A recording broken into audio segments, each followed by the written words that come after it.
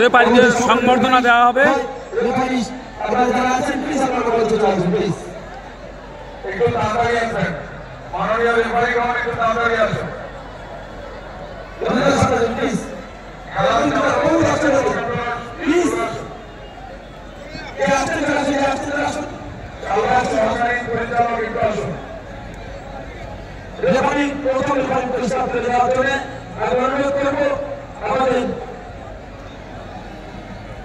Tournament committee অন্যতম সদস্য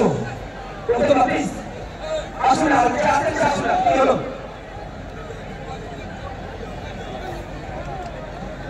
সবাই আসবে একটু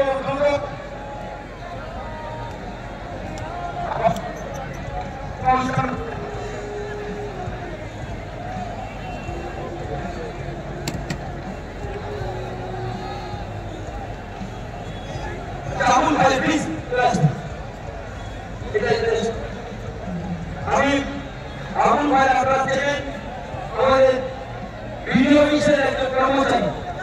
তিনি তার চাকরি জীবনের পাশাপাশি রেফারিটাকে একেবারে নেশার মতো করে নিয়ে চলেছেন। তিনি চেষ্টা করছিলেন খেলা শুরুর আগের দিন ফোন করছে, দাদা আমি তাহিয়াতের রেফারি অনেক বড় বড় খেলা খেলিয়েছি, কিন্তু আমার কি সুযোগ হবে না?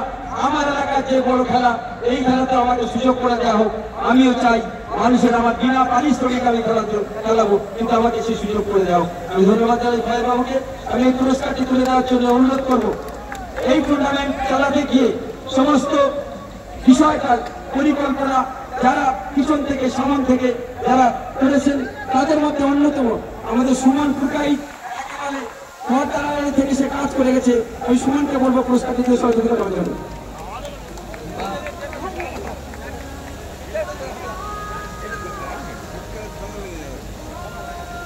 লাঞ্চ বক্স আমরা ফায়ার বাবুর হাতে তুলে দিলাম। থ্যাংক ইউ সবাই। সুমন দা এদিকে, সুমন দা এদিকে। আমাদের খেলা পরিচালনা আমাদের অনেক দিন মনে থাকবে।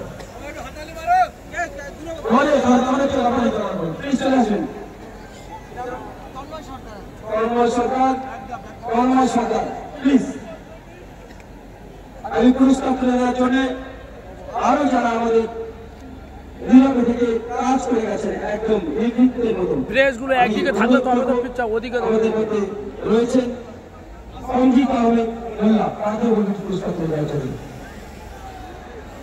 সারাদিন নিরলস পরিশ্রম করে এই টুর্নামেন্টকে সার্থক করেছেন। সঞ্জিত আহমেদ মোল্লা আপনারা জানেন ক্রীড়া ক্ষেত্রে সবসময় যিনি সাহায্যের হাত বাড়িয়ে দেয়, আমরা তাকে বলে পুরস্কার প্রদান করার জন্য।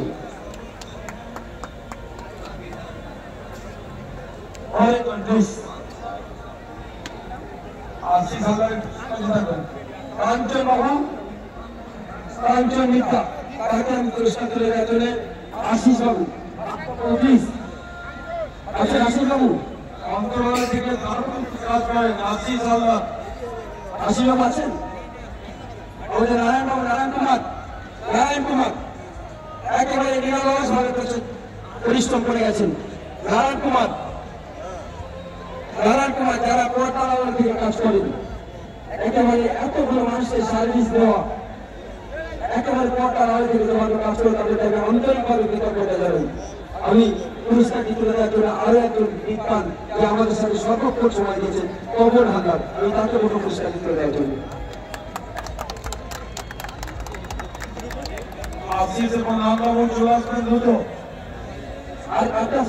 পাবন দা এদিকে। Thank you.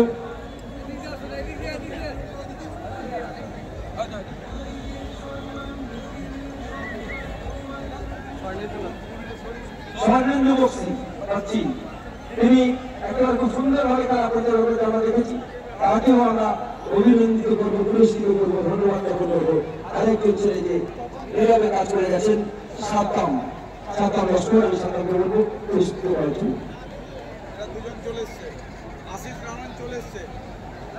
দাদা এদিকে, দাদা এদিকে, দাদা এদিকে, দাদা এদিকে, সাতাম দা এদিকে।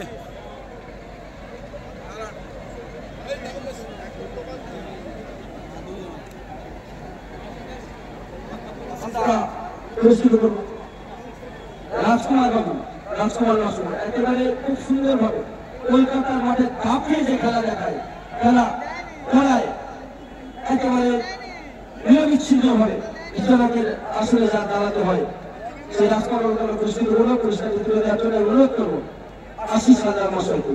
একেবারে নীরবে এতগুলো মানুষের খাওয়া দাওয়া নিরবিচ্ছিন্নভাবে কোথায় কখন হবে সে ব্যবস্থা তিনি করেছেন। আমরা ধন্যবাদ জানাই, কৃতজ্ঞতা জানাই আশিস বাবুকে, তিনি পরিষ্কার করে দিচ্ছেন।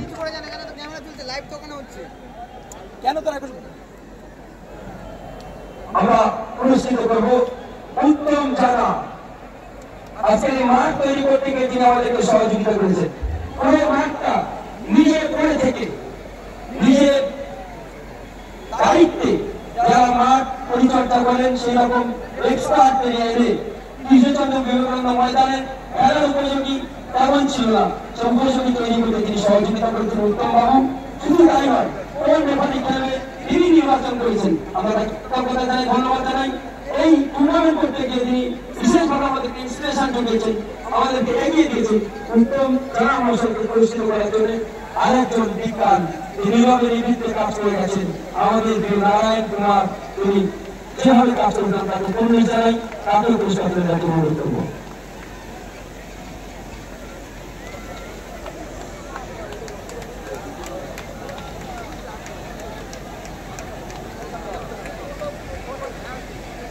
তোমরা একজন বড় বিজনেসম্যান, জানাবাবু আপনি ভালো থাকুন, সুস্থ থাকুন। তোর প্রতিমার বাড়ি এখান থেকে